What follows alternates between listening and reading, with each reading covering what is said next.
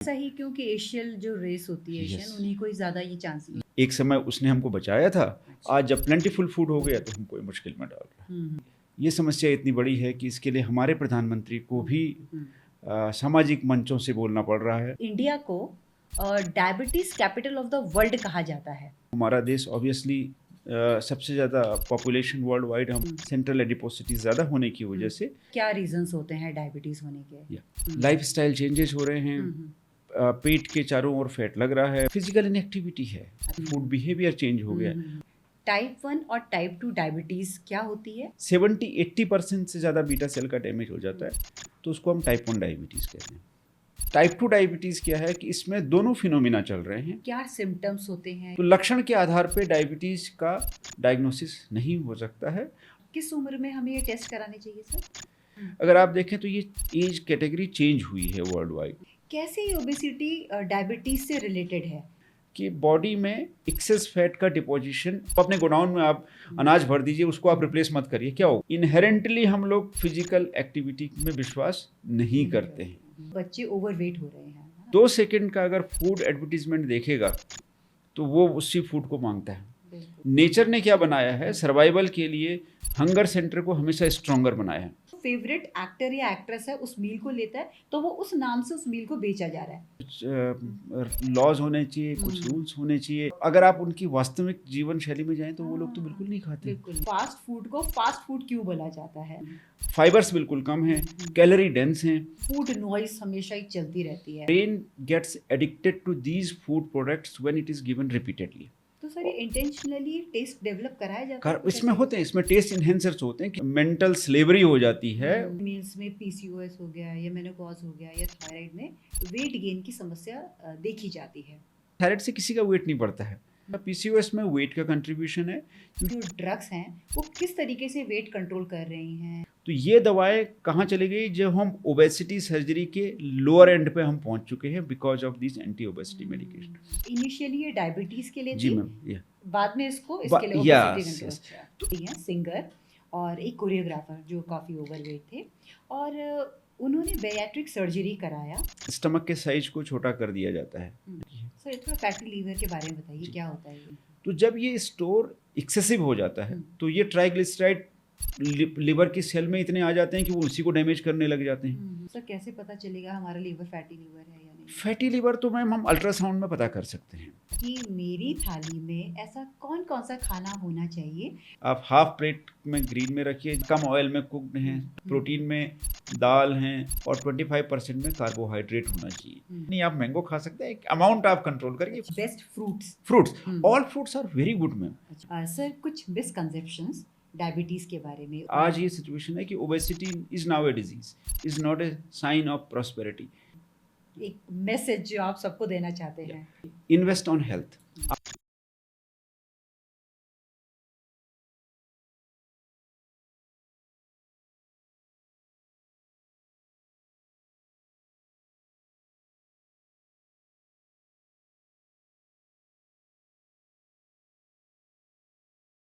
Obesity is the mother of all non communicable diseases. इसका मतलब है कि मोटापा सभी बीमारियों की जननी है। WHO ने भी इनफैक्ट इसे क्रोनिक डिजीज का दर्जा दिया है।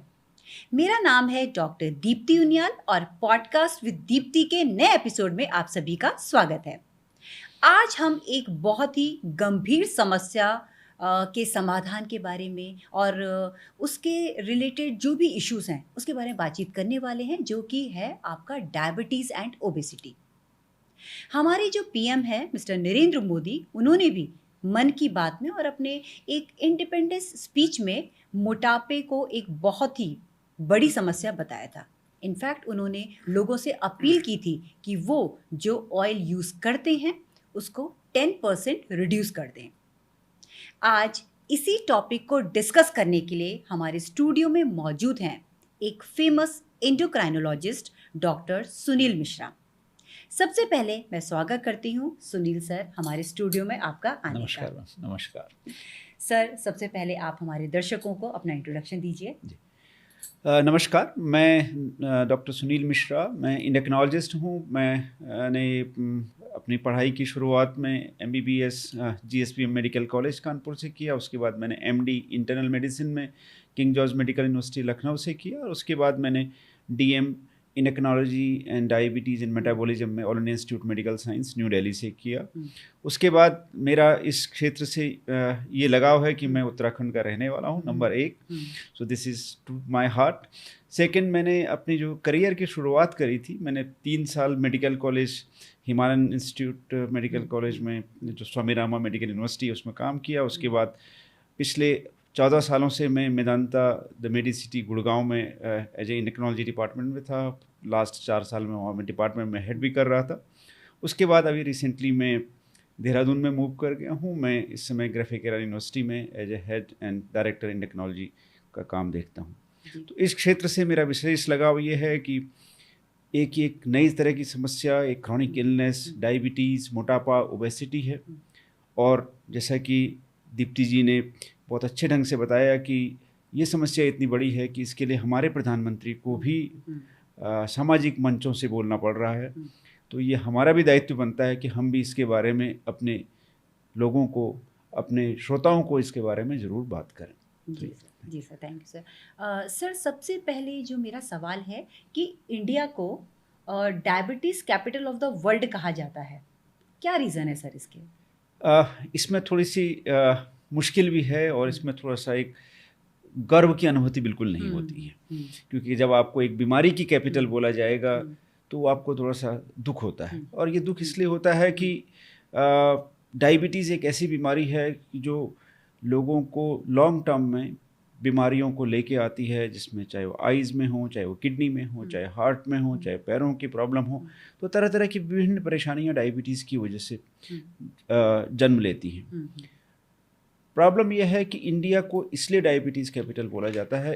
हमारा देश ऑब्वियसली सबसे ज़्यादा पॉपुलेशन वर्ल्ड वाइड हमारे कंट्री में है, और पॉपुलेशन ज़्यादा होने की साथ साथ मोटापापन, स्पेशली सेंट्रल एडिपोसिटी, जिसको कि हम कहते हैं ओवरऑल वेट ज़्यादा नहीं है, शरीर में फैट ज़्यादा है, और बेली फैट मतलब पेट के चारों ओर सेंट्रल एडिपोसिटी ज़्यादा होने की वजह से, जो कि डायबिटीज़ को जन्म देने के लिए सबसे इम्पोर्टेंट रिस्क फैक्टर है, वो होने की वजह से ज़्यादातर लोगों में डायबिटीज़ होने का रिस्क ज़्यादा बढ़ जाता है। इसके अलावा दुनिया भर में अगर आप देखेंगे तो एक इंडियन एशियन रेस ऐसी रेस मानी जाती है कि जो डायबिटीज़ में हाई रिस्क की रेस में आती है। अच्छा।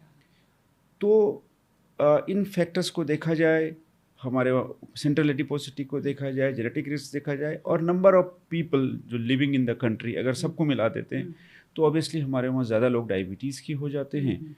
तो उसकी वजह से एक अच्छा सा इनफेमस नाम बोलूँगा मैं इसको, इसमें हमें गर्व करने की बात नहीं है, दुख की बात है, बस इसे world diabetes capital of the world बोला जाता है। जी। सर, क्या रीजंस होते हैं डायबिटीज़ होने के? वही रीजन है जैसे कि आपने शुरुआत में बताया कि मोटापा बढ़ रहा है। अच्छा। लाइफस्टाइल चेंजेस हो रहे हैं, सेंट्रल एडिपोसिटी ज़्यादा है, मतलब पेट के चारों ओर फैट लग रहा है, वेस्ट लाइन बढ़ रही हैं, फिजिकल इनएक्टिविटी है। अच्छा। और रैपिड चेंज हो गया है लाइफस्टाइल का। आप ये देखेंगे कि एक शॉर्ट स्पैन ऑफ टाइम में लोगों की लाइफस्टाइल बदल गई। अगर हम मेट्रोपॉलिटन सिटीज़ तो ठीक हैं, पहले से ही मेट्रोपॉलिटन थे। अगर हम छोटे शहर भी देखें, मैं अपने देहरादून भी अगर मैं देखता हूँ तो बहुत छोटे समय में बहुत तेज़ी से बदल गया है। मैं अगर इवन उससे भी आगे जाऊँ तो छोटे छोटे जो टाउनशिप हैं उनमें भी परिवर्तन आ चुका है। फूड फूड में चेंजेज हो चुके हैं, फूड बिहेवियर चेंज हो गया। फास्ट फूड जो कि अनहेल्दी फूड है, पैक्ड फूड जो कि टोटली अनहेल्दी फूड है, वो ज़्यादा लोगों के पास पहुँच रहा है। फिजिकल इनएक्टिविटी बढ़ चुकी है। मोबाइल फ़ोन, जिसको आप मोबाइल कहते हैं, बट एक्चुअली ये मोबाइल नहीं, ये इमोबाइल फ़ोन है, ये आपको इमोबाइल कर देता है। पहले हम किसी को बात करने के लिए किसी के पास जा भी लेते थे, अब हम वीडियो कॉल घर पे आराम से लगा लेते हैं। हमें अच्छा लगता है कि हमने बात कर ली, आपको देख लिया। और बच्चों में और भी मुश्किल है। बच्चे एक बार इन गैजेट्स पे आ जाते हैं तो वो बहुत एक्टिव होते हैं। आप बच्चों को रोकना मुश्किल होता था। हमारे बचपन में हमें याद है कि हम घर पे मिलते नहीं थे, सुबह शाम केवल खाने के लिए आ जाते थे अगर स्कूल नहीं हुआ। तो आज के ज़माने में बच्चे अगर एक बार गैजेट में बैठ जाते हैं तो वो कहीं जाने को तैयार ही नहीं है। वो फिजिकल इनएक्टिविटी हो गई। तो ये सब चीज़ें हैं, स्ट्रेस है और ओबेसिटी बढ़ रही है जिसकी वजह से डायबिटीज़ है। बैकग्राउंड ये है कि हम रेशियली, मैंने पहले आपको बताया, एशियन रेस अपने आप में हाई रिस्क रेस आती है, तो एक बड़ा कंसेप्ट हुआ करता है पहले ऐसा ही, क्योंकि एशियन जो रेस होती है एशियन, Yes. उन्हीं को ही ज़्यादा ये चांसेस ये डायबिटीज़ के। ये बहुत इंपॉर्टेंट सवाल है। ये इसलिए सवाल इंपॉर्टेंट है कि अगर आप देखें, एक डेविड पार्कर हाइपोथेसिस थे, एपिडेमियोलॉजिस्ट थे यूके में। उन्होंने एक हाइपोथेसिस दी कि एशियंस में क्यों ये metabolic disorders, diabetes, heart disease ज़्यादा हो रही है।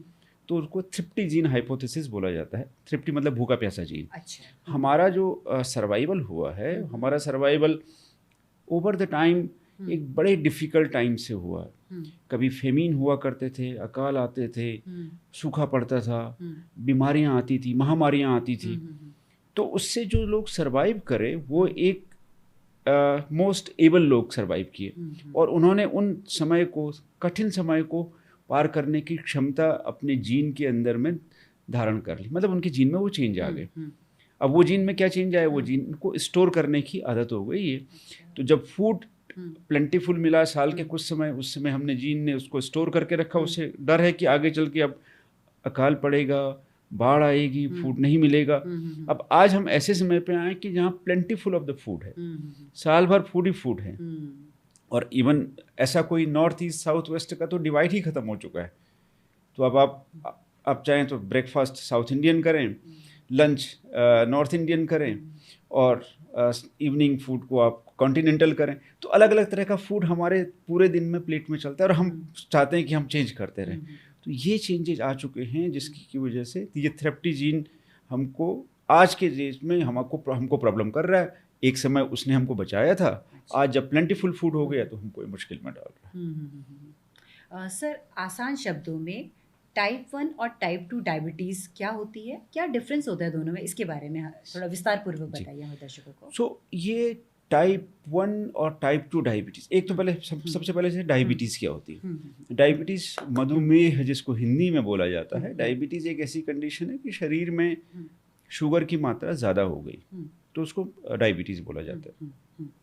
अब अगर आप शुगर को देखें तो शुगर तो एक नेचुरल चीज़ है, तो उसका ज़्यादा होना खतरनाक क्यों हो गया। सवाल आता है भाई कि कोई चीज़ जो कि आपकी डे टू डे की ज़रूरत की चीज़ है, वो ज़्यादा होना क्यों ख़राब हो गया। पानी भी तो ज़रूरत की है, लेकिन ज़्यादा होता है वो भी नुकसान करता है, कम होता है वो भी नुकसान करता है। तो सेम वे डायबिटीज़ में शुगर भी हमारे शरीर में जब ज़्यादा हो जाती है तो वो नुकसान करती है। तो ये देखा गया कि एक लेवल डायबिटीज़ का, उसके ऊपर अगर जब शुगर, ग्लूकोज की मात्रा रक्त में या ब्लड में चली जाती है तो उसको डायबिटीज़ की डेफिनेशन बताया गया। पाइमा इंडियन एक कम्युनिटी है अमेरिका में, वहाँ पे 25-30 साल होने तक 50% से ज़्यादा लोगों को डायबिटीज़ हो जाती है। तो ये दुनिया की सबसे ज़्यादा हाई रिस्क रेस मानी जाती है जिसको कि डायबिटीज़ होता है।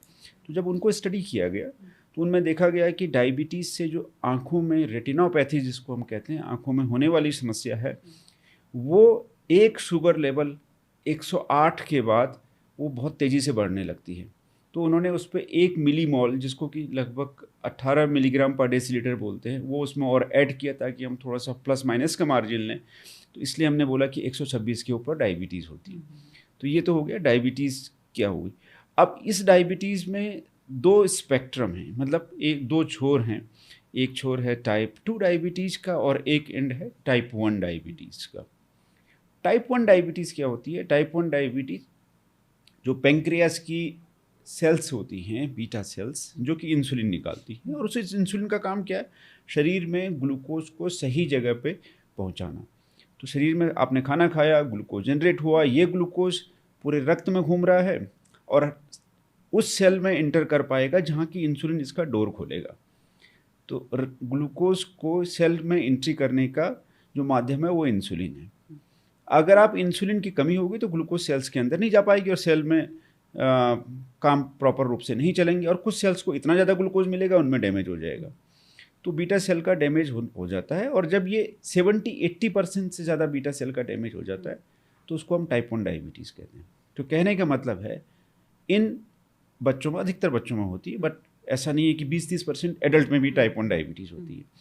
तो उनमें जो रक्त में शुगर की मात्रा इतनी बढ़ चुकी होती है क्योंकि इंसुलिन की मात्रा इतनी 70-80% कम है, तो उनको इंसुलिन शुगर कंट्रोल करने के लिए, सर्वाइवल के लिए और लॉन्ग टर्म शुगर से होने वाले डैमेज, तीनों चीज़ों के लिए इंसुलिन की ज़रूरत पड़ेगी। पुराने ज़माने में इसी डायबिटीज़ को इंसुलिन डिपेंडेंट भी कहा जाता था, लेकिन अब उन्होंने वो नाम थोड़ा सा हटा दिया, उसको टाइप 1 बोला। दूसरे स्पेक्ट्रम पे आते हैं हम टाइप 2 डायबिटीज़। तो टाइप 2 डायबिटीज़ क्या है कि इसमें दोनों फिनोमिना चल रहे हैं, इंसुलिन की कमी भी है और साथ में इंसुलिन का रेजिस्टेंस या अवरोध भी चल रहा है। मतलब इंसुलिन शरीर में कम है और इंसुलिन का कार्य में रुकावट भी हो रही है, रेजिस्टेंस इसको हम बोलते हैं। तो उससे क्या हो रहा है कि इंसुलिन की एफिशिएंसी 30 से 50% इंसुलिन की डेफिशिएंसी टाइप 2 डायबिटीज़ में डायग्नोसिस के टाइम पे होती है और इंसुलिन का अवरोध होता है, जिससे कि डायबिटीज़ आ जाती है। डायबिटीज़ मतलब ब्लड में शुगर की मात्रा 126 के ऊपर फास्टिंग में आ गई और ग्लूकोज लेने या खाने के बाद 200 के ऊपर चली गई। अब चूंकि इसमें कुछ ना कुछ इंसुलिन का रिजर्व अभी भी मौजूद है, कहने का मतलब है कि 40 से 60-70% अभी इंसुलिन का रिजर्व मौजूद है, केवल लगभग 30-40-50% तक कमी हुई। तो इसलिए इस तरह की डायबिटीज़ में आप टैबलेट दे सकते हैं। अगर वो इंसुलिन अंदर रिजर्व है तो उसको रिलीज़ कराएगी। कुछ टैबलेट्स होती हैं, कुछ मेडिसिन होती हैं कि जो इंसुलिन के अवरोध को कम कराती हैं, जिसमें कि वेट एक इम्पॉर्टेंट एस्पेक्ट है। तो वेट कम किया, इंसुलिन का अवरोध कम हुआ, तो वो जितनी इंसुलिन अंदर से आ रही वो इफेक्टिव हो गई। ठीक। और कुछ अलग माध्यम से, जैसे किडनी से शुगर बाहर करा के रिलीज़ करा दिया, कुछ मसल्स में इंसुलिन की एक्टिविटी बढ़ा दिया। तो अलग अलग तरीके से टैबलेट काम कर ले जाती हैं। जब तक अंदर इंसुलिन रिजर्व मौजूद है तब तक काम करेगी, बट उसमें भी आगे चल के ऐसी स्थिति आती है कि इंसुलिन कम होने पे फिर उनको इंसुलिन लेना पड़ता है। तो कहने का मतलब है कि दोनों तरह की डायबिटीज़ में इंसुलिन की कमी है। टाइप 1 में इरिवर्सिबल अराउंड 80% तक इंसुलिन कम हो चुका है, तो विदाउट इंसुलिन सर्वाइवल और लॉन्ग टर्म सस्टेनेंस पॉसिबल नहीं है। टाइप 2 डायबिटीज़ में भी इंसुलिन की कमी है, लेकिन अभी रिजर्व अंदर मौजूद है अधिकतर लोगों में, तो वो टैबलेट में काम चल सकता है कुछ समय, जब तक कि अंदर रिजर्व। सर, क्या सिम्टम्स होते हैं या ऐसे कौन से टेस्ट होते हैं जिससे हम इसे अर्ली डायग्नोज कर सकते हैं? बहुत अच्छा सवाल है। मेरे ख्याल से सब लोगों को ये समझना चाहिए कि लक्षण क्या होते हैं। अक्सर लोग कहते हैं कि मुझे तो कोई लक्षण नहीं है। आजकल लोग हेल्थ टेस्ट कराते हैं, इंश्योरेंस के लिए पॉलिसी कराया या एम्प्लॉयमेंट के लिए हेल्थ चेक हुए, तो उसमें पता लगा कि आपको डायबिटीज़ आ गई। मेरे को तो कोई लक्षण ही नहीं, ना मेरे फैमिली मेम्बर में किसी को डायबिटीज़ है। तो मैं आपको यहाँ पर ये बताना चाहूँगा मैडम कि जो डायबिटीज़ है वो अधिकतर लोगों में एसिम्प्टोमेटिक होती है, मतलब जिसके कि कोई लक्षण नहीं होते हैं। कोई जिससे जो हम डायबिटीज़ के हमारे दिमाग में लक्षण मौजूद हैं कि बहुत ज़्यादा प्यास लगेगी, यूरिनेशन ज़्यादा होगा, भूख बहुत ज़्यादा लगेगी और वेट कम होगा। तो इस तरह के लक्षण तभी आते हैं जबकि शुगर की मात्रा बहुत हाई लेवल में चल रही है, खाली पेट की 250-300 के ऊपर चल रही है, भरे पेट की 350-400 के ऊपर चल रही है, तब इस तरह की लक्षण से आएंगे। तो लक्षण के आधार पे डायबिटीज़ का डायग्नोसिस नहीं हो सकता है और ना हमको वेट करना है उसका। अगर ऑब्वियसली मैं ये नहीं कह रहा हूँ कि किसी को लक्षण है तो उसको इग्नोर करना है, उसको तो हमको टेस्ट करना ही करना है, बट इसके अलावा जो स्क्रीनिंग है, अगर किसी का बिना लक्षण के लेवल आ गया तो उसको एक बार रिकन्फर्म किया, अगर वो लेवल डायबिटीज़ की जो कैटेगरी है कट ऑफ में आते हैं तो उनको भी हम डायबिटीज़ में मानते हैं। तो और टेस्ट कौन से होते हैं सर ये जानने के लिए? इसके टेस्ट करने के लिए आपको डायबिटीज़ के यूजुअली हम कुछ टेस्ट करते हैं, जिसमें हमने खाली पेट का शुगर टेस्ट किया। अच्छा, जब मैंने फास्टिंग टेस्ट बताया, फास्टिंग का जो लेवल 126 या उसके ऊपर के लेवल को हम डायबिटीज़ की डेफिनेशन देंगे। अगर वो लेवल, कुछ लोग 100 मानते हैं, वर्ल्ड हेल्थ ऑर्गेनाइजेशन अभी भी 110 के नीचे नॉर्मल मानती है, वो नॉर्मल फास्टिंग के लेवल में मानेगा। अमेरिकन डायबिटीज एसोसिएशन इसको 100 के नीचे नॉर्मल मानती है। इसके बीच में एक कैटेगरी आती है 101 से लेके 125 तक की कैटेगरी, जो प्री डायबिटीज़ होती है। Pre diabetes means they are at risk of diabetes, अभी उनको हुई नहीं है लेकिन वो नॉर्मल से आगे निकल चुके हैं, वो एक grey zone, high risk zone में आ चुके हैं, जिसे येलो अलर्ट बोलते हैं, उस येलो अलर्ट में जा चुके हैं वो। ठीक है, ये फास्टिंग में हो गया। खाने के बाद की शुगर 200 या ग्लूकोज लेने के बाद की 200 के ऊपर है, वो तो डायबिटीज़ है। और तीसरा एक टेस्ट होता है ग्लाइकोसिलेटेड हीमोग्लोबिन। ये एक टेस्ट ऐसा है जो कि हमारे लास्ट 3-4 मंथ की एवरेज ग्लूकोज का एक इंडिकेटर होता है। नॉर्मल आदमियों में ये 5.6 तक माना जाता है नॉर्मल, 5.7 से लेके 6.4 के बीच में इसको हम बॉर्डर लाइन या प्री डायबिटीज़ स्टेट बोलेंगे, और अगर यही लेवल 6.5 या उसके ऊपर चला जाएगा तो इसको हम डायबिटीज़ में कैटेगराइज करेंगे। तो ये टेस्ट होते हैं जिससे कि हम डायबिटीज़ डायग्नोज कर सकते हैं। और किस उम्र में हमें ये टेस्ट कराने चाहिए सर? ये भी एक इम्पॉर्टेंट डिस्कशन है वर्ल्ड वाइड। अगर आप देखें तो ये एज कैटेगरी चेंज हुई है वर्ल्ड वाइड। एक ज़माने में माना जाता है कि 45 साल के ऊपर हर एडल्ट को डायबिटीज़ का चेकअप करा लेना चाहिए। उसके बाद अगर उसका नॉर्मल आता है तो उसको 3 साल बाद रिपीट टेस्ट करना चाहिए। बट आज ये एज कम होके 40, और इवन अगर ओवरवेट एंड ओबेसिटी है तो आपको अर्ली डायग्नोसिस, अर्ली डिटेक्शन करना है। और बच्चों में भी अगर आपको ओवरवेट ओबेसिटी मिल रही है तो आप अर्ली डायग्नोसिस, अर्ली डिटेक्शन कर सकते हैं। तो इंडियंस में कुछ कहते हैं कि डायबिटीज़ तो 10 साल पहले शुरू हो जाती है, और स्पेशली अगर फैमिली हिस्ट्री स्ट्रॉन्ग है और आपका जो पर्सन है हमारे साथ में उसका वेट एंड ओवरवेट ज़्यादा है, सेंट्रल एडिपोसिटी ज़्यादा है, गर्दन में ब्लैक डिस्कलरेशन है जिसको कि हम एक्यांथोसिस कहते हैं, जो कि एक इंसुलिन रेजिस्टेंस का इंडिकेटर है, तो उसमें और भी पहले आप टेस्ट करा सकते हैं। क्योंकि जो अर्ली स्टेज हमने बताया था जिसको कि प्री डायबिटीज़ कहते हैं, प्री डायबिटीज़ में अगर हम एग्रेसिव काम करेंगे तो हम उसको आगे जाने से रोक सकते हैं। और ऐसी स्टडीज़ भी हैं कि जिन्होंने ये दिखाया है कि हम प्री डायबिटीज़ में वेट कंट्रोल किए तो उनको डायबिटीज़ होने से हम बचा सकते हैं, और ये इम्पोर्टेंट है। सर, आपका सबसे छोटे उम्र का पेशेंट जो जिसे डायबिटीज़ आपने डायग्नोज की है कितने साल का है? मैम, अगर हम यंग डायबिटीज़ की बात करते हैं तो टाइप 1 डायबिटीज़ या कुछ सिंड्रोमिक डायबिटीज़ हमारे, जहाँ तक मेरे को याद है, लगभग 4-5 साल की उम्र के भी मिले हैं। बट वो एक डिफरेंट कैटेगरी ऑफ डायबिटीज़ होती हैं। जो मुश्किल वाली डायबिटीज़ है जिसमें कि मुझे बहुत कष्ट होता है, वो है type 2 diabetes eight young age. वो कितने type 2 diabetes eight young age को मैं, टाइप 2 डायबिटीज़ क्या है, जिसको कि हम कहते हैं कि बुढ़ापे में या ओल्ड एज में होती है। अगर आपको याद होगा एक ज़माने में हम डायबिटीज़ क्या कहते हैं, ठीक है 50 साल के बाद की बीमारी है, और ये अब आज ये स्थिति नहीं है। आप मेट्रोपॉलिटन सिटीज़ में जाइए, even tier 2 and tier 3 cities में भी यही हाल है। स्पेशली अगर कोई IT उसमें है, ऑफिस जॉब में है, डेस्क जॉब है, शिफ्ट ड्यूटीज़ हैं, तो उनमें यंग एज में 30 से 40 साल या कई बार 30 साल से भी कम उम्र में डायबिटीज़ आने लग गई है। और ये डायबिटीज़ है टाइप 2 डायबिटीज़। जो कभी 50 साल से ऊपर थी वो कभी 40 साल के आसपास आई, अब वो 30 साल तक पहुंच गई है। 30 साल से भी कम वो डायबिटीज़ आ गई। अब ये जो टाइप 2 डायबिटीज़ यंग एज में है, ये एक ज़्यादा ख़राब परेशानी है कंपेयर टू टाइप 1 डायबिटीज़।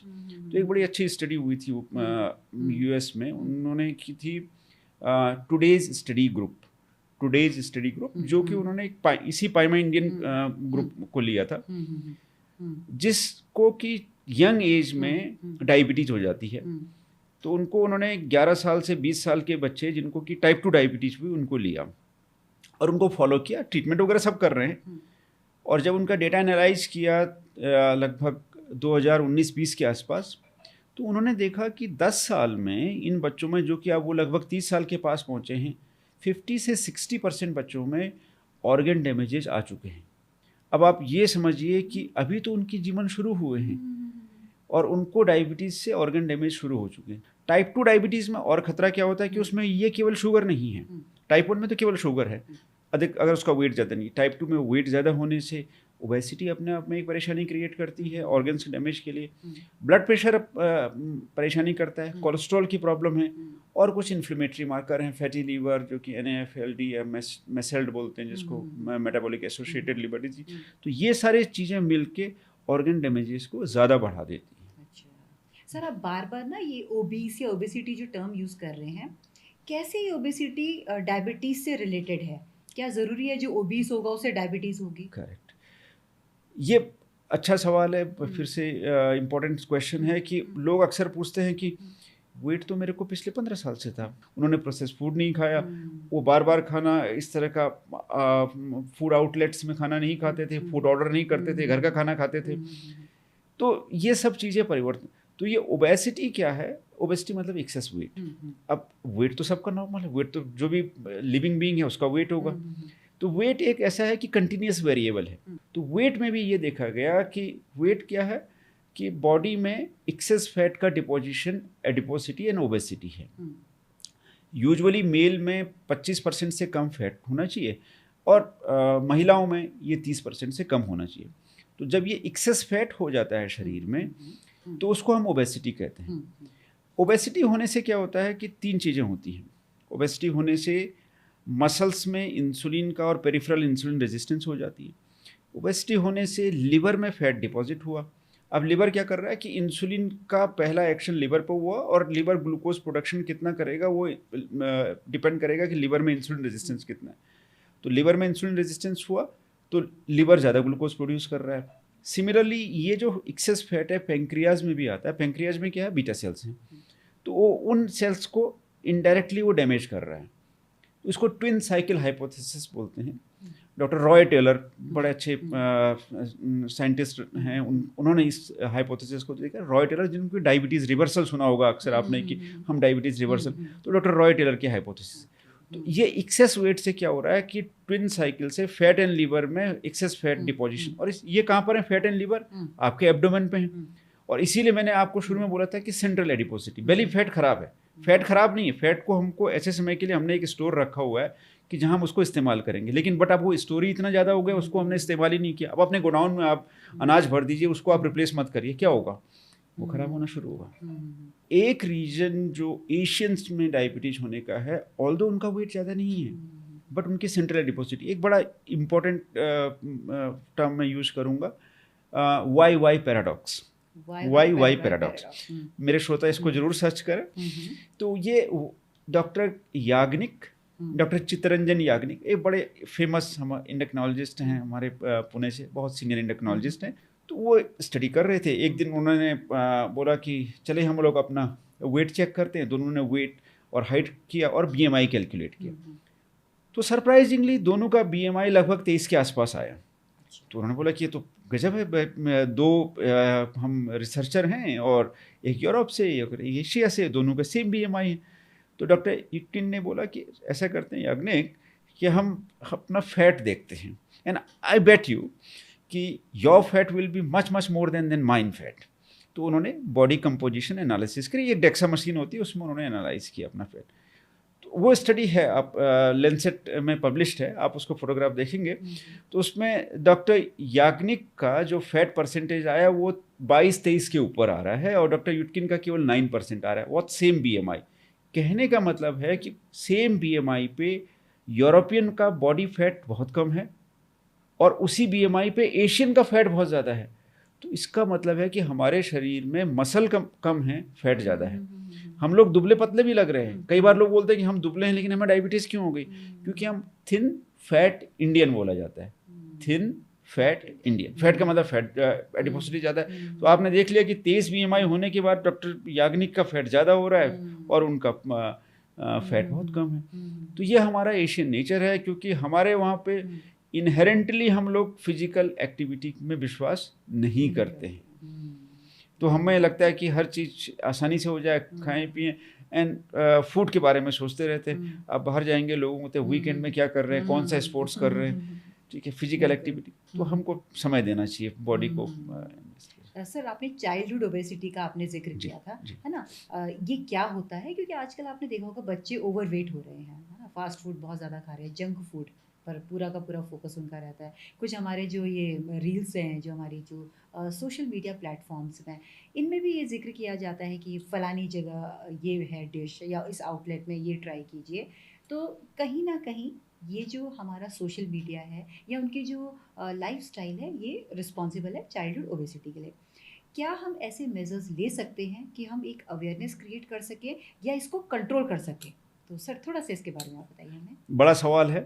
3 इसके पार्ट हैं। Number, what is childhood obesity, risk factors क्या है, and how to control childhood obesity. तो पहले चाइल्डहुड ओबेसिटी क्या है।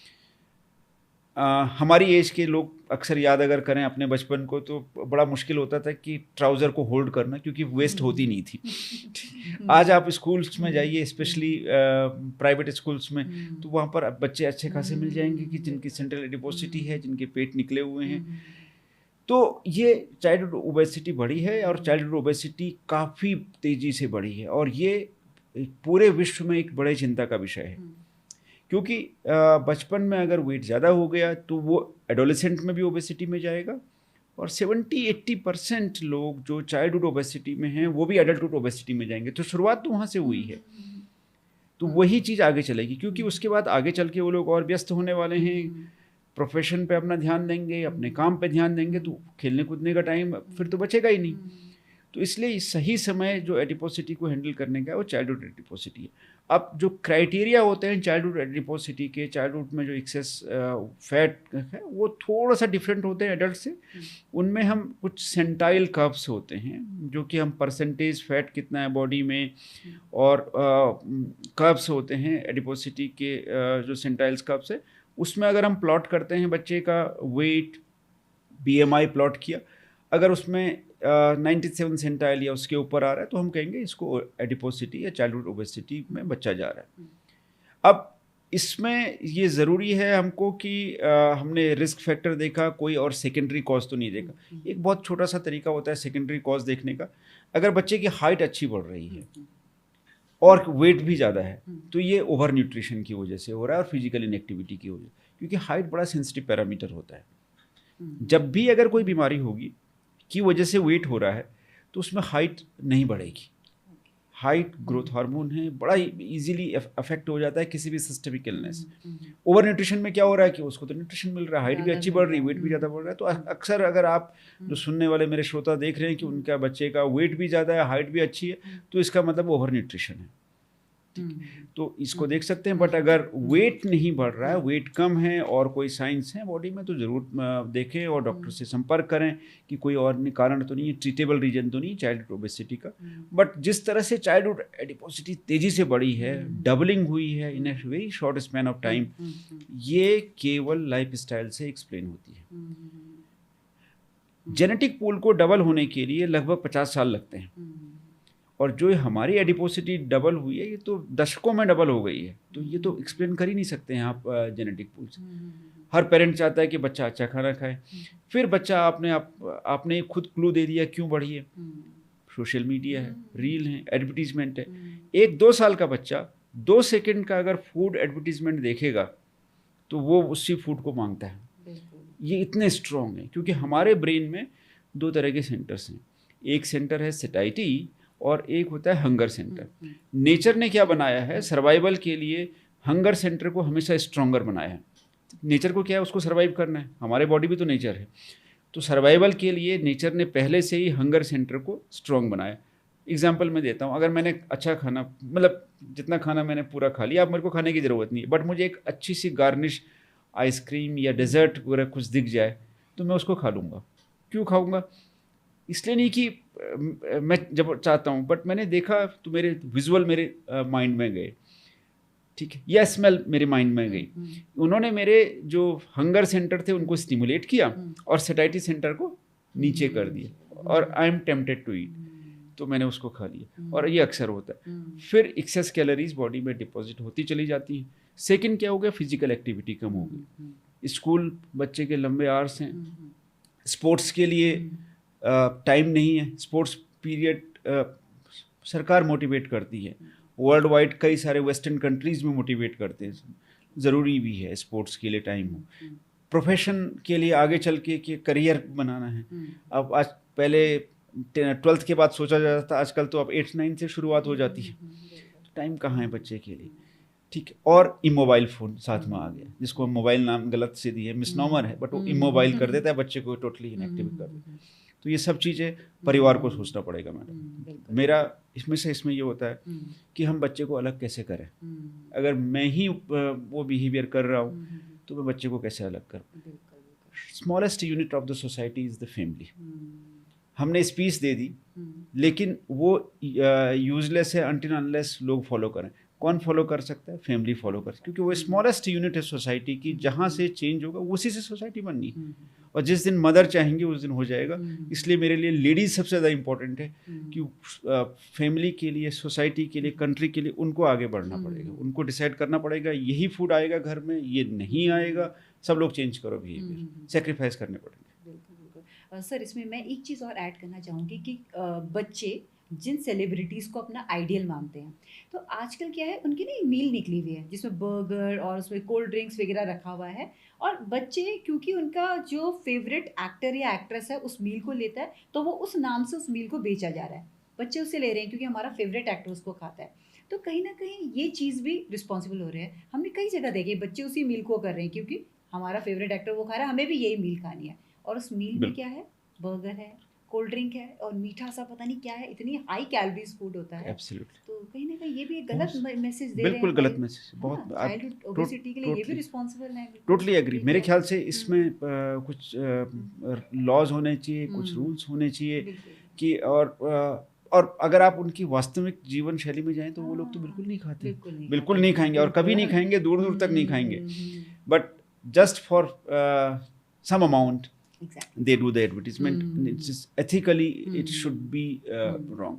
तो जिससे हमने इतना समय लगा हमको ये कहने में कि सिगरेट कैंसर कराती है, कराती है, कराती है। कोई डाउट ही नहीं है इसमें, हार्ट डिजीज कराती है, लेकिन हमें इतना समय लगा कि हम उसमें वो करें to earn revenue. Cigarette and smoking was being sold, मुश्किल है। तो इसी तरह से ये आज के ज़माने में ये भी चीज़ें जो फास्ट फूड है, कई लोगों की आजीविका है इसमें, मैं मानता हूँ, लेकिन आपको स्मार्ट होना है। आपको स्मार्ट होना है कि कब खाएं, कितना खाएं। अक्सर लोग पूछते हैं हेल्दी फूड क्या है।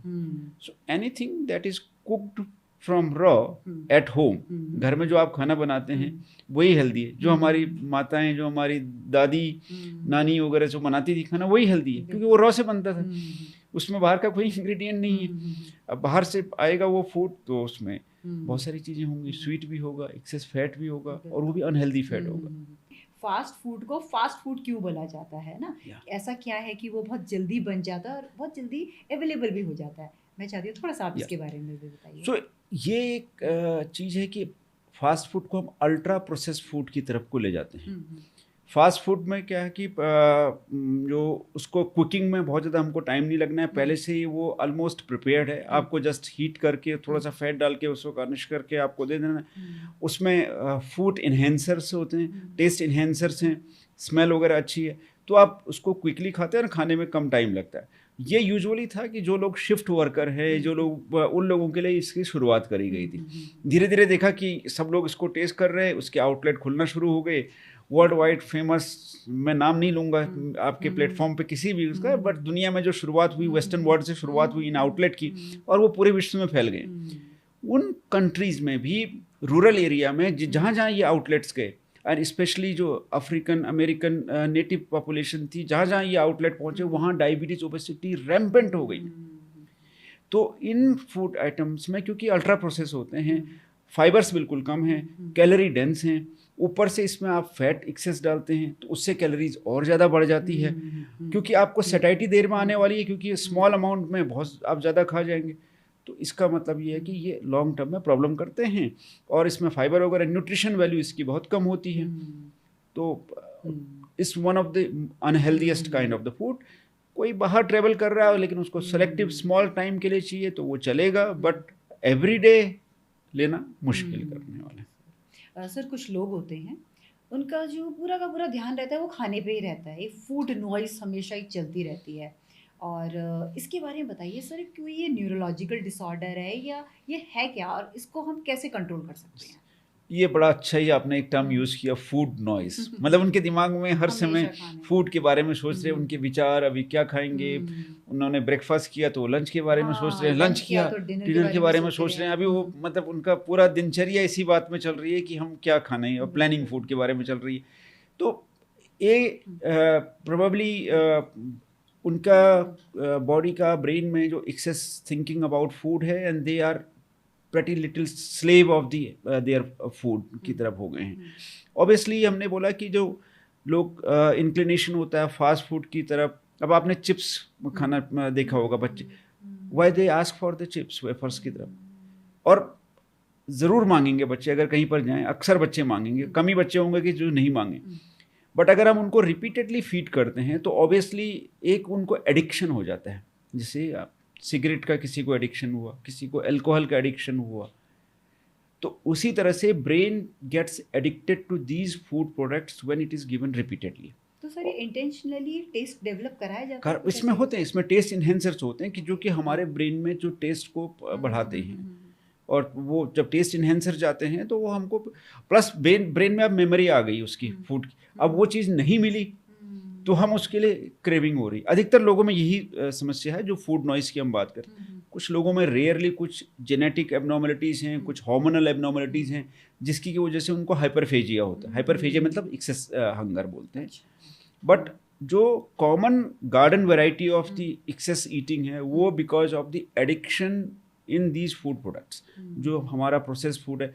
अब लोग फूड आउटलेट्स पे जाएंगे, मोमोज लेंगे, चाउमीन लेंगे, बर्गर्स लेंगे, पिज़्ज़ाज लेंगे, तो ये क्यों है? क्योंकि कहीं ना कुछ इसमें हैं फूड एडिक्टिव्स हैं कि जो हमारे हंगर सेंटर को स्टिमुलेट रखते हैं, और जब वो स्टिमुलेंट नहीं मिलता है तो then we become craving for that. उसके लिए हम फिर जाके उस चीज़ को सीख करने के लिए, उसको खोजने के लिए फिर निकल पड़ते हैं। तो ये काइंड ऑफ मैं कहूँगा कि मेंटल स्लेवरी हो जाती है towards these food product. Sir females में पीसीओएस हो गया या मेनोपॉज हो गया या थायराइड में वेट गेन की समस्या देखी जाती है। ओके, कैसे ऐसे कंट्रोल किया? तो आपने 3 सवाल पूछे, पीसीओएस, मेनोपॉज और थायराइड। पहले मैं सबसे आसान चीज़ को ले लेता हूँ, थायराइड में। थायराइड में एक्चुअल में वेट गेन बहुत ज़्यादा नहीं होता है, और थायराइड को एक हम गलत टारगेट पकड़ते हैं वेट की वजह से। एक्चुअली जो थायराइड की अगर डिस्फंक्शन देखें, एक्सेसिवली एबनॉर्मल थायराइड है तो तभी 5% तक वेट गेन थायराइड की वजह से हो सकता है। रिमेनिंग वेट गेन जो होता है थायराइड वाले पर्सन में, वो because of the faulty lifestyle होता है। और अक्सर ऐसे लोग होते हैं मेरे पास में जो हाइपोथायराइड हैं, कह रहे हैं डॉक्टर साहब ये तो मोटे होने वाला थायराइड है लेकिन मेरा तो वेट बढ़ ही नहीं रहा है। मैंने कहा थायराइड से किसी का वेट नहीं बढ़ता है, वेट हमारा बढ़ता है लाइफस्टाइल में गड़बड़ी की वजह से। अगर और हमने एक बार थायराइड को कंट्रोल कर लिया, थायराइड को जिसको एक्सेस सिक्रीशन है उसको कंट्रोल करके, जिसको अंडर सिक्रीशन है रिप्लेस करके अगर हमने उसको मेंटेन कर लिया, तो उनमें वेट का प्रॉब्लम थायराइड की वजह से नहीं आने वाला। दूसरा आता है पीसीओएस। जरूर है पीसीओएस, एक इंपॉर्टेंट क्वेश्चन आपने पूछा। पीसीओएस में वेट का कंट्रीब्यूशन है, क्योंकि ये एक्सेस वेट फीमेल हार्मोन को मेल हार्मोन में कन्वर्ट करता है, और पीसीओएस का एक ये इंटीग्रल पार्ट बन जाता है जिसकी वजह से इंसुलिन रेजिस्टेंस होती है। अधिकतर जो पीसीओएस के बच्चे होते हैं या एडल्ट हैं, लेडीज़ हैं, उनमें जो पीसीओएस है उसमें ओबेसिटी होती है। कुछ परसेंटेज में लीन पीसीओएस भी होते हैं, बट उनमें इंसुलिन रेजिस्टेंस है, वेट ज़्यादा नहीं है। तो पीसीओएस में एक पार्ट है जो पीसीओएस के जो लक्षण होते हैं उसको भी बढ़ाती है। मेनोपॉज के बाद भी कुछ हार्मोनल चेंज होते हैं, और वहाँ पर हार्मोनल चेंज हुए, डिस्टर्बेंस हुआ, उसकी वजह से भी लेडीज़ में फैट गेन होना शुरू होता है। जी सर, अब बात करते हैं वेट कंट्रोल ड्रग्स के बारे में। ठीक है सर, तो सर ये GLP-1 या जो बाकी जो ड्रग्स हैं वो किस तरीके से वेट कंट्रोल कर रही हैं, और कितना सही है उनको लेना, और क्या इनके साइड इफ़ेक्ट हैं? तो इसके बारे में सर थोड़ा हमें डिटेल्ड आपसे एक लेक्चर चाहिए। ओके, ये एक टॉक ऑफ द टाउन बोलूँगा मैं। आजकल हर कोई इसको ले रहा है, और अक्सर वो लोग भी इसको मांग रहे हैं कि जो इसके लिए अभी एलिजिबल नहीं है, और जो कई बार एलिजिबल हैं उनको लगता है कि इसके साइड इफ़ेक्ट क्या होंगे। किसी पर्सन का अगर वेट बहुत ज़्यादा है, मेरे पास ऐसे लोग आते हैं BMI 35 है, 40 है, 45 है, बॉडी मास इंडेक्स जो होना चाहिए 23 के नीचे इंडियंस में, तो उनको अगर हम बोलते हैं कि आपको GLP रिसेप्टर एगोनिस्ट लेना चाहिए, इस ग्रुप की दवा के बारे में आपको सोचना चाहिए, अप्रूव्ड हैं, अब अवेलेबल हैं कंट्री में, और वो अफोर्ड भी कर सकते हैं, तो वो साइड इफ़ेक्ट पूछते हैं। और ऐसे लोग हैं जिनका BMI अभी केवल 26-27 है, वो लाइफस्टाइल से इसको कंट्रोल कर सकते हैं, वो उसको मांग रहे हैं कि मेरे को ये दे दीजिए। तो एक बड़ी विचित्र स्थिति है इस समय अवेयरनेस और अवेलेबिलिटी एंड अफोर्डेबिलिटी को देखते हुए। अगर हम वेट को देखें, जो आपका सवाल है, मैं उसको थोड़ा सा स्ट्रेस कर लूँगा कि हम वेट कैसे मैनेज करें। तो वेट मैनेज करने में मेरे को ये देखना है कि मुझे कितना वेट रिडक्शन इस पर्टिकुलर पर्सन में चाहिए। अगर कोई आदमी ओबीज है या ओवर वेट है, तो वेट रिडक्शन हमको देखना है कि मुझे 5 से 10% तक चाहिए। तो life style is good enough.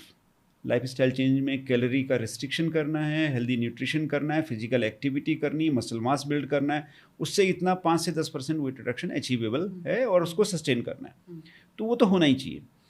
अगर ये वेट रिडक्शन मेरे को 20-25% के ऊपर चाहिए और body mass index already BMI 35 या 40 के ऊपर जा चुका है या 32 के ऊपर और डायबिटीज़ या ओबेसिटी रिलेटेड कॉम्प्लिकेशंस आ चुके हैं, तो हमको बैरिएट्रिक सर्जरी के बारे में बात करनी है कि आप एलिजिबल हैं बैरिएट्रिक सर्जरी की, आप सोचिए इसके बारे में। क्योंकि एक्सेस वेट इस ट्यून का 20-25%, 30% बैरिएट्रिक सर्जरी से ही अचीव हो सकता है। अब आता है बीच का एक गैप जो 10 से मान के चलिए 20-25% तक का, तो वहाँ पर आती हैं AOM एंटी ओबेसिटी मेडिकेशन, और जिस मेडिकेशन में आपने नाम लिया GLP-1 रिसेप्टर एगोनिस्ट मेडिसिन है, इस ग्रुप की मेडिसिन आती है। तो इन मेडिसिन की एक्चुअल में जो शुरुआत हुई थी डायबिटीज़ कंट्रोल करने के लिए। तो डायबिटीज़ की एक दवा का रिसर्च किया जा रहा था, और ये जो दवाएं थी जब इनका क्लिनिकल ट्रायल किए गए डायबिटीज़ में, तो ये देखा गया कि एक significant amount of the weight reduction हो रहा है, 10% या 15% के ऊपर वेट रिडक्शन हो रहा है।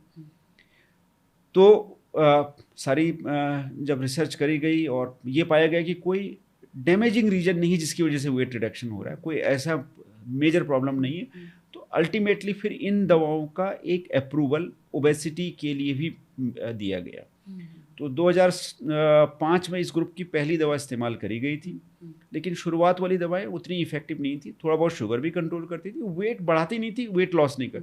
2010-11 में लिराग्लुटाइड आई, उसने पहली बार वेट रिडक्शन दिखाया और उसको वेट लॉस का अप्रूवल मिला, वो डेली इंजेक्शन था।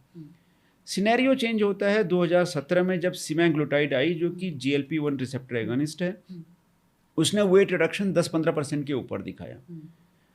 तो डायबिटीज़ में पहले अप्रूवल मिला, तो 2022 के आसपास उसको वेट लॉस के लिए भी अप्रूव किया गया विदाउट डायबिटीज़, और वहीं से पूरे वर्ल्ड में हमने नाम सुना कि GLP-1 रिसेप्टर एगोनिस्ट इस ग्रुप की दवा सिमेग्लुटाइड एक इम्पॉर्टेंट दवा बन गई, और अक्सर लोग मांगने लग गए इस दवा के बारे में, और इतनी कमी हुई दवा की 2022 से लेके अभी 2025 में, अब जाके ये इंडिया में इसका वीकली इंजेक्शन आया। हमारे कई पेशेंट पूछते थे कि हम कहाँ से लाएं। कुछ पेशेंट जो अफोर्डेबल थे, मेरे जो दिल्ली में मैं था, तो वो लोग बाहर से दवा को मंगा लेते थे, वो जाते थे बाहर से लेके आते थे। इसी क्रम में एक दूसरी और दवा आई टिर्जेप्टाइड। टिर्जेप्टाइड क्या है? GLP and GIP receptor agonist है, मतलब उन रिसेप्टर को एक्शन करती है।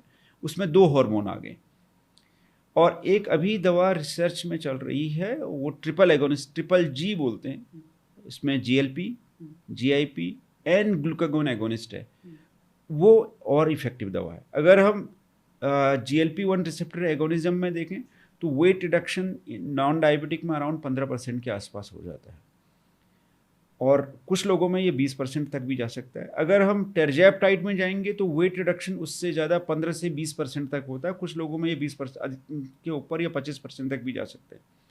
अगर हम रिटेट्राइड, जो कि अभी आई नहीं है, प्रोबेबली 1-2 साल में आएगी, world wide triple G agonist, उसमें वेट रिडक्शन 20% या 25% के ऊपर चल रहा है। तो ये दवाएं कहाँ चली गई? जब हम ओबेसिटी सर्जरी के लोअर एंड पे हम पहुँच चुके हैं because of this anti obesity medication. ये दवाएं अपने आप में एक आप सेफ कैटेगरी की दवा मान सकते हैं, इसलिए कि ये डायबिटीज़ के लिए रिसर्च करी गई थी। इनिशियली ये डायबिटीज़ के लिए जी थी, मैम, बाद में इसको इसके लिए ओबेसिटी कंट्रोल। तो डायबिटीज़ की दवा सेफ क्यों मानी जाती है?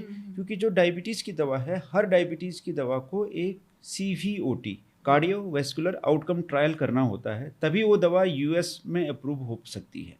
तो वीकली इंजेक्शन है, कॉस्टली हैं। कॉस्ट अगर हम करें आज के डेट में, क्योंकि ये दवाएं बाहर से आती हैं, इंडिया में अभी नहीं आती क्योंकि पेटेंट हैं, पेटेंट आगे चल के अगर इनके एक्सपायर करते हैं तो इंडिया में प्रोडक्शन होगा। तो अभी जो इनकी कॉस्ट है वो लगभग 15-16 हज़ार से लेके 20-25 हज़ार पर मंथ की है। स्लो एक्टिंग है दवा, आपने स्टार्ट किया तो धीरे धीरे करके आप डोज बढ़ाएंगे, क्योंकि आप इमीडिएटली करेंगे तो साइड इफ़ेक्ट होंगे, हमारे abdominal side effect, nausea, bloating, vomiting, diarrhoea वगैरह हो सकता है। तो लगभग 4-6 महीने तो हमको मैक्सिमम डोज पे पहुंचने में लगता है।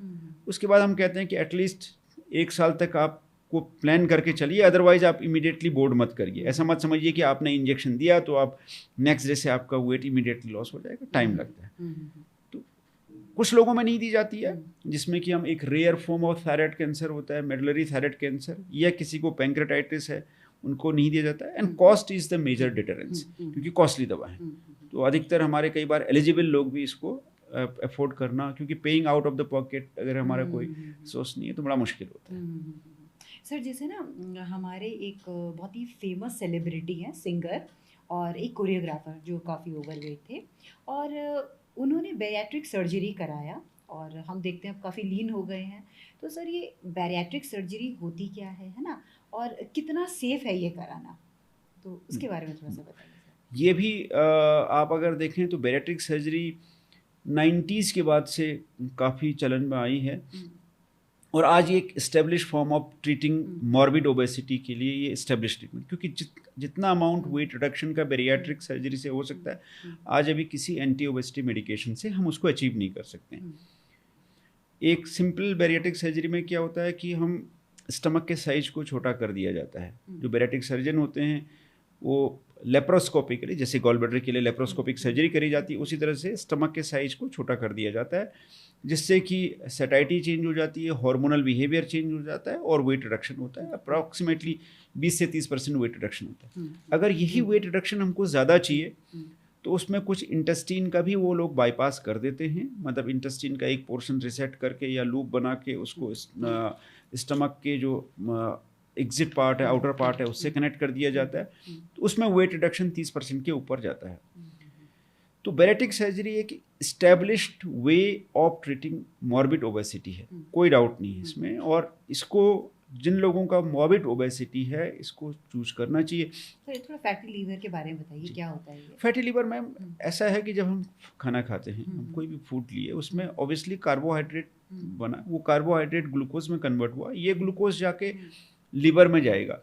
लिवर में वो एक तो इमीडिएट यूटिलाइजेशन के लिए सर्कुलेट कर दिया गया। अब लिवर को कुछ स्टोर करना है, क्योंकि 2-3 घंटे बाद फूड का जो हमने खाना खाया वो तो अब कंज्यूम हो गया, उसके बाद भी तो एनर्जी बॉडी को चाहिए, तो लिवर उसको स्टोर करेगा। लिवर उसको इंटरमीडिएट मेटाबॉलिज्म के थ्रू ग्लूकोज को ट्राइग्लिसराइड में कन्वर्ट करके अपनी सेल्स में स्टोर करता है। तो जब ये स्टोर एक्सेसिव हो जाता है तो ये ट्राइग्लिसराइड लिवर की सेल में इतने आ जाते हैं कि वो उसी को डैमेज करने लग जाते हैं, तो उससे लिवर में फैटी लिवर डेवलप होगा, और यही फैटी लिवर लॉन्ग टर्म में फिर जाके लिवर को भी डैमेज करना शुरू कर देगा। तो लगभग 20 से 25% पेशेंट जो फैटी लिवर के होते हैं वो आगे चल के क्रॉनिक लिवर डिजीज की तरफ चले जाते हैं। सर कैसे पता चलेगा हमारा लिवर फैटी लिवर है या नहीं? फैटी लिवर तो मैम हम अल्ट्रासाउंड में पता कर सकते हैं। अच्छा, वैसे कुछ लेकिन नहीं कुछ भी नहीं, लेकिन अल्ट्रासाउंड आपको सिर्फ ये बताएगा कि ये फैटी लिवर है, ग्रेड बता सकता है 1, 2, 3, लेकिन उसका बहुत ज़्यादा कोई रेलेवेंस नहीं है। जो बेस्ट टेस्ट होता है इसके लिए, क्या फैटी लिवर की वजह से लिवर में डैमेज हो रहा है नहीं हो रहा है, उसके लिए हम एक फाइब्रोस्कैन टेस्ट होता है। लिवर का स्टिफनेस मेजर देखते हैं, लिवर सख्त है या मुलायम है। एक जो नॉर्मल हेल्दी लिवर होगा वो मुलायम होगा, उसमें आप प्रेस करेंगे तो आप आराम से प्रेस कर सकते हैं। जब साउंड वेव उसमें डाली जाती हैं इस फाइब्रोस्कैन वाली मशीन के थ्रू, जो फैटी लिवर होता है जो डैमेज नहीं है वो साउंड वेव को एब्जॉर्ब कर रहा है, जबकि जो डैमेज लिवर है वो साउंड वेव को क्विकली रिफ्लेक्ट कर रहा है। तो उसमें जो उसका फाइब्रोस्कैन का स्कोर, स्टिफनेस स्कोर बढ़ना शुरू हुआ, वो हम उसको पता कर सकते हैं कि इसको अब स्टिफनेस शुरू हो गई। तो यूजुअल जो स्टिफनेस मेजर है वो 6.5 या 7 के नीचे नॉर्मल होता है। 13 या 15 के ऊपर अगर चला गया तो हम उसको बोलते हैं सिग्निफिकेंट स्टिफनेस या लिवर डिजीज़ की तरफ वो जा चुके हैं। तो आज हम कई बार बड़ी आसानी से उनको कैच कर सकते हैं, और उनको हम स्पेशली अगर वो मिड जोन में हैं तो उनको बोलते हैं कि आप वेट लॉस करिए, 10% वेट रिडक्शन करिए, ताकि आपका ये स्टिफनेस मेजर वापस नॉर्मल। अगेन बात वही आ गई आपकी, ultimately the bottom line is the weight reduction. घूम फिर के हम वहीं पर आए, ओबेसिटी में आ जाते हैं। ओबेसिटी में आ जाती है। सर एक सवाल है मेरा, क्या ओबेसिटी इनफर्टिलिटी के लिए भी रिस्पॉन्सिबल होता है? कुछ हद तक इनफर्टिलिटी के लिए भी रिस्पॉन्सिबल है, क्योंकि ये देखा गया है कि एक्सेस एडिपोसिटी होने की वजह से हार्मोनल चेंजेस होते हैं, वो ब्रेन पे भी चेंज होते हैं, आपके गोनाडल फंक्शन को भी इम्पेयर करना शुरू करते हैं। और ये भी देखा गया है कि ओबेसिटी में के बाद जब बैरिएट्रिक सर्जरी की मॉर्बिडली ओबीज लेडीज थी तो उनका ओव्यूलेटरी फंक्शन नॉर्मल रेस्टोर कर लिए, उनका जो फर्टिलिटी पहले पॉसिबल नहीं हो रही थी वो फर्टिलिटी पॉसिबल हुई है। पहले के टाइम पे कहा जाता था ना कि पेट भर के खाओ और मेहनत करो। सर मेरा सवाल ये है कि मेरी थाली में ऐसा कौन कौन सा खाना होना चाहिए जिससे कि मैं अपनी ओबेसिटी और को कंट्रोल कर सकूं और एक बैलेंस डाइट मुझे मिले, क्योंकि इंडियन जो आपकी डाइट है उसमें ये देखा गया है कि प्रोटीन की मात्रा बहुत कम होती है। करेक्ट, जी सर, थोड़ा इसके बारे में बिल्कुल। बताइए। तो अगर आप देखें तो बहुत आसान है, अक्सर हम प्लेट मेथड बोलते हैं। प्लेट मेथड में क्या है कि आपकी प्लेट का 50% होना चाहिए ग्रीन। आप हाफ प्लेट में ग्रीन में रखिए जिसमें सैलेड है, वेजिटेबल हैं, ऑफ कोर्स वेजिटेबल ऐसी नहीं कि फ्राइड वेजिटेबल्स हैं, कम ऑयल में कुक्ड हैं, टॉस्ट वेजिटेबल्स हैं या बॉयल्ड वेजिटेबल्स हैं, वो 50% ऑफ द प्लेट में आना चाहिए। फिर 25% में आपका प्रोटीन वगैरह आएगा। प्रोटीन में दाल हैं, एग वगैरह कोई लेते हैं, कोई स्प्राउट्स है, चना है, सोया चंक्स हैं, पनीर वगैरह हो गया, वो एक साइड को आएगा। और 25% में कार्बोहाइड्रेट होना चाहिए। तो एक बड़ा आसान तरीका है कि कार्बोहाइड्रेट कम होना चाहिए। अगर हम किसी से पूछते हैं आपकी डाइट क्या है, हम 4 रोटी खाते हैं। मैंने कहा आप केवल रोटी खाते हैं, आप दाल सब्जी वगैरह कुछ नहीं खाते। तो अगर हम डाइट किसी से पूछें तो उसके फर्स्ट इंस्टिंक्ट क्या है कि वो रोटी और चावल ही बताता है। उसकी डाइट वही नहीं बोलता है कि मैं 2 कटोरी दाल कहता हूँ उसके साथ में मैं 1 रोटी खा लेता हूँ। कार्ब रिच है इसका एग्जैक्टली हमारा जो आंसर ही है मैडम वो कार्ब रिच है। मैं उनको बोलता हूँ आप ऐसे बोलिए, आप बोलिए कि मैं दाल लेता हूँ, सैलेड लेता हूँ, वेजिटेबल लेता हूँ और उसके साथ में मैं 1 या 2 रोटी भी खा लेता हूँ, या मैं आधा कटोरी राइस लेता हूँ। आप चावल प्रोटीन इंटेक होना चाहिए। प्रोटीन इंटेक ज़रूरी है, और स्पेशली अगर हम वेजिटेरियन में देखें तो प्रोटीन इंटेक काफ़ी कम होता है। यूजुअल मेन को लगभग 1 ग्राम पर KG of the ideal body weight protein चाहिए होता है। अगर किसी का आइडियल बॉडी वेट 60 है तो उसको 60 ग्राम प्रोटीन चाहिए। लेडीज में 0.8 ग्राम ऑफ द पर केजी आइडियल बॉडी वेट चाहिए। अब इतना प्रोटीन वेजिटेरियन में बिल्कुल नहीं मिलता है।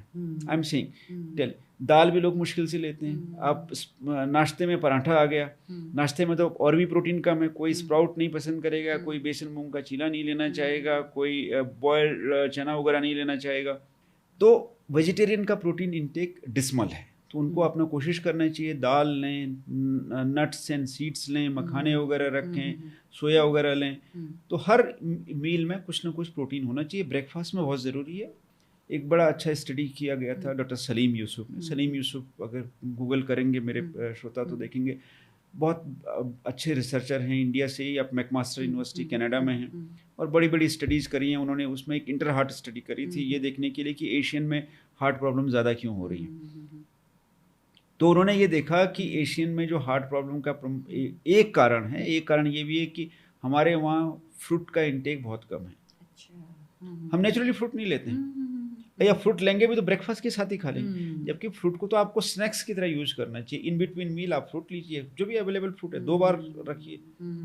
और हम तो कहते हैं डायबिटीज़ में भी आप ज़रूर फ्रूट खाइए। वो कहते हैं मीठे होते हैं। मैंने कहा नहीं, एक गिवन अमाउंट लेने में तो आपको इतना अच्छा न्यूट्रिशन देती है। मैंगो के सीजन में अक्सर लोग मेरे से पूछते हैं और बड़े खुश होकर जाते हैं कि जब उनको मैं कहता हूँ नहीं आप मैंगो खा सकते हैं, एक अमाउंट आप कंट्रोल करिए, कोई प्रॉब्लम नहीं है। मतलब मीठे फ्रूट खा सकते हैं, एब्सोल्युटली अमाउंट कंट्रोल करिए, दैट्स इट। Amount control. और बेस्ट फ्रूट्स कौन से होते हैं जिससे हम ओबेसिटी या डायबिटीज को कंट्रोल कर सकते हैं? Best fruits all fruits are very good ma'am. every fruit has its own merit। Problem कहाँ पर आती है कि हम फ्रूट को एक तो जूस में लेते हैं, अच्छा रॉ फॉर्म में लेना, तो रॉ फॉर्म में लेना है, उसमें फाइबर हैं, उसमें और न्यूट्रिएंट्स हैं, वो सब कॉम्प्रोमाइज हो जाता है। आप प्लस आप मैंगो लेंगे, सॉरी आप ऑरेंज लेंगे तो आप 1 या 2 ऑरेंज खाएंगे। अगर आप ऑरेंज जूस लेंगे तो आप उसमें 4-5 ऑरेंज के बाद में आपका 1 ग्लास बनेगा, तो आपको उतना लेना पड़ेगा। मैंगो का बड़ा आसान है। मैंगो का मैं कहता हूँ मैंगो शेक ले लीजिए विदाउट शुगर। तो थोड़ा सा पल्प काफ़ी सारे मिल्क में डिस्ट्रीब्यूट हो गया, आप आसानी से ले लिए। तो तरीके होते हैं फ्रूट खाने के। तो स्वीट फ्रूट भी लिए जा सकते हैं कम मात्रा में। जो फाइब्रस फ्रूट है वो थोड़ा ज़्यादा ले लीजिए।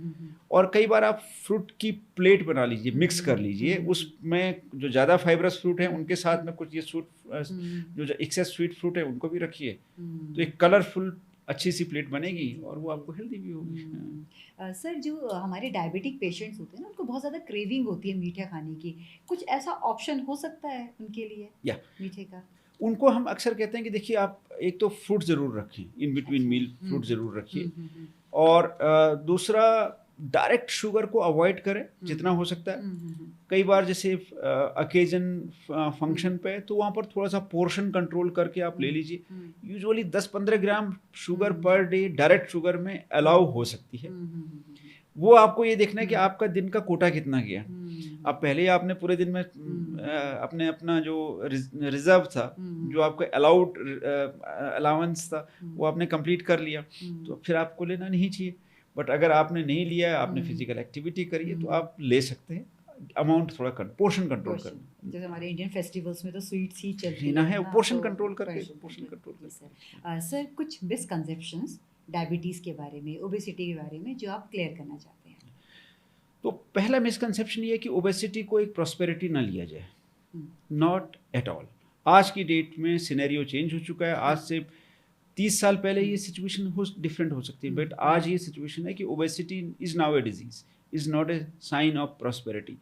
जो लोग लीनर थिनर हैं वो ज़्यादा लंबे सर्वाइव करेंगे। एक बड़ा अच्छा सर्वे हुआ था स्कैंडिनेवियन कंट्री में। स्कैंडिनेवियन कंट्री में काफ़ी बहुत अच्छी सर्वाइवल है, नॉर्डिक कंट्रीज हैं और बहुत अच्छा हेल्थ केयर सिस्टम उनका रहता है। तो उन्होंने देखा कि कौन लोग हैं जो कि 75, 80, 90 साल जी रहे हैं। तो उन्होंने अपना जब डेटा देखा, 100 of thousands का डेटा जब उन्होंने एनालाइज किया, तो उन्होंने देखा कि जो लोग लीन थिन हैं, जो दुबले पतले हैं, वो लोग एक्चुअली लंबा जी रहे हैं।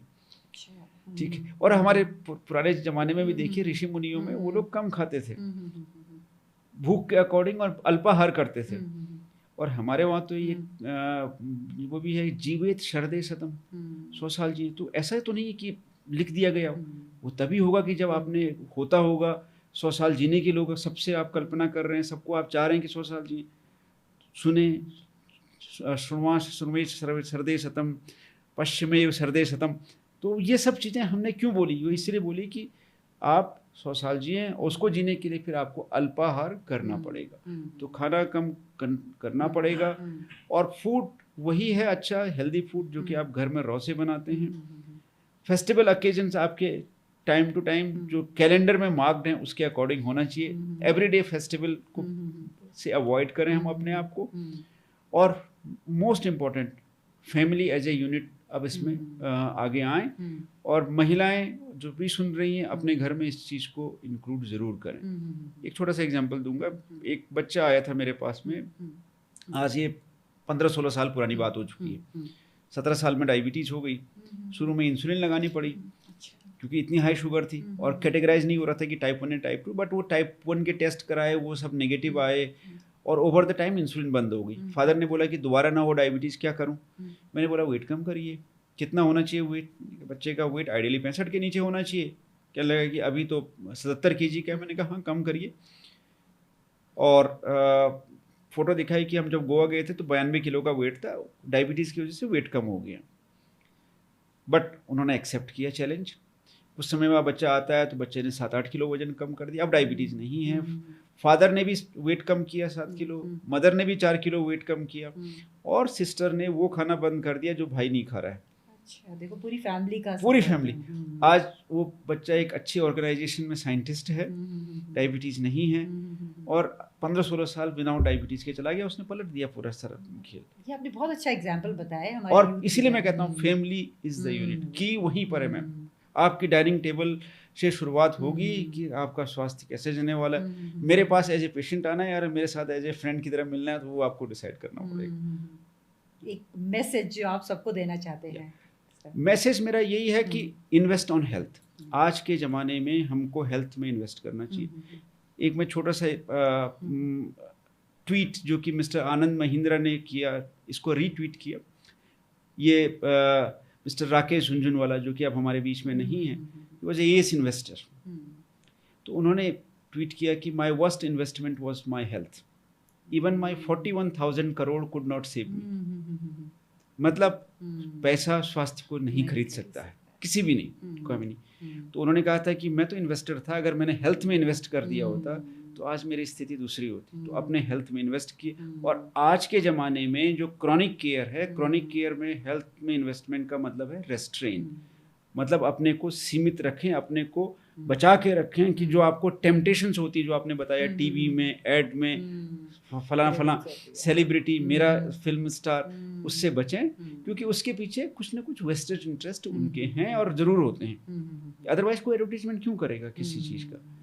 तो उससे बचे और अपनी हेल्थ पे इन्वेस्ट करें। जब हमारा देश आज़ाद हुआ था तो उस समय लाइफ की जो एक्सपेक्टेंसी थी वो 37-38 साल हुआ करती थी। आज लाइफ एक्सपेक्टेंसी 70-75 साल के पास पहुंच चुकी है। ये इम्प्रूव्ड हेल्थ केयर, न्यूट्रिशन, सबकी जरूरत है।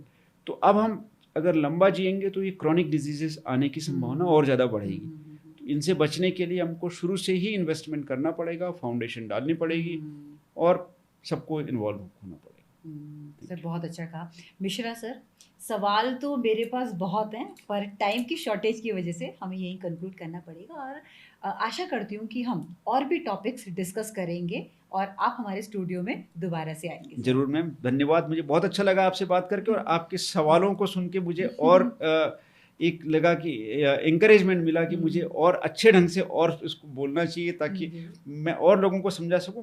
मैंने कोशिश पूरी करी है, उम्मीद करते हैं कि मेरे श्रोता इसको समझे होंगे। और बट इससे ज़्यादा ज़रूरी है कि इसको मैसेज को जरूर लीजिए। मेरा जो दिल से मैसेज ये है कि हमको हेल्दी रहना है। कंट्री के लिए यंग पॉपुलेशन को इन्वेस्ट करना जरूरी है, क्योंकि हमारे आने वाली सोसाइटी अगर बच्चे यंग एज में उनको क्रॉनिक इलनेस होगी तो कैसे कंट्री आगे बढ़ेगा। बिल्कुल सर, बहुत सही फैसला। ठीक है, और दर्शकों से इतना ही कहना चाहूँगी कि थैंक यू सो मच इस पूरे एपिसोड को देखने के लिए। और आपसे बस यही आशा करते हैं कि हमारे चैनल को आप जितना ज़्यादा शेयर करेंगे, सब्सक्राइब करेंगे, उतना ही ज़्यादा हम अच्छे अच्छे गेस्ट को आपके साथ लेकर आएंगे। और तब तक आप अपना ख्याल रखिए, फिर मिलेंगे हम एक नेक्स्ट एपिसोड में। Thank you so much.